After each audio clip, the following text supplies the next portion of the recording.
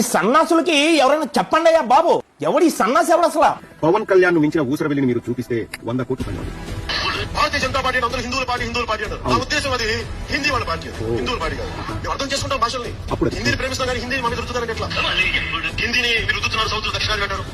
మన తమిళనాడులో తమిళ హిందీ రాకూడదు అంటుంటే అన్ని దేశ భాషలే కదా.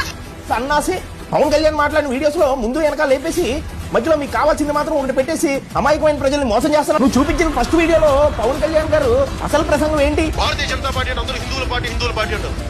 నా ఉద్దేశం అది హిందీ వాళ్ళ పార్టీ, హిందువుల పార్టీ కాదు. జాతీయ భాష నేను గౌరవిస్తాను, నేను నేర్చుకుంటాను హిందీ, నేను మాట్లాడతా హిందీ, రాస్తాను, చదువుతాను. కానీ నా తెలుగు నేను చంపుకోలే, నా తమిళ నేను అర్థం చేసుకుంటానే, నా కన్నడ నేను గౌరవిస్తాను, నా మలయాళం తాలూకు గొప్పతనం తెలుసుకుంటానే. హిందీని ప్రేమిస్తాం కానీ హిందీని మమ్మీ దొరుకుతానంటే ఎట్లా? మేము హిందీని వద్దనట్లేదు, మాకు హిందీ అంటే ఇష్టమే, మేము హిందీ రాస్తాము, మేము మాట్లాడతాము, మేము తమిళ మాట్లాడతాం, మేము కన్నడ మాట్లాడతాం.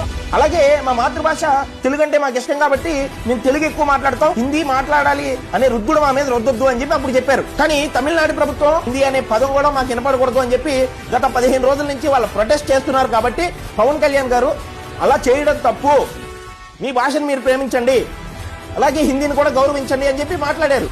ఎక్కడో ఫారెన్ లో కూర్చుని ఒక వీడియోలో మాట్లాడేస్తే ప్యాషన్ అయిపోయింది ప్రతి ఒక్కరికి వీడియో పెట్టి మాట్లాడేయటం. ఈ వైసీపీ సన్నాసులేమో ఇలాంటి పేటీఎం గాళ్ళని పెట్టి 5 రూపాయలు 10 రూపాయలు ఇచ్చి పోస్టులు పెట్టేస్తా ఉంటది.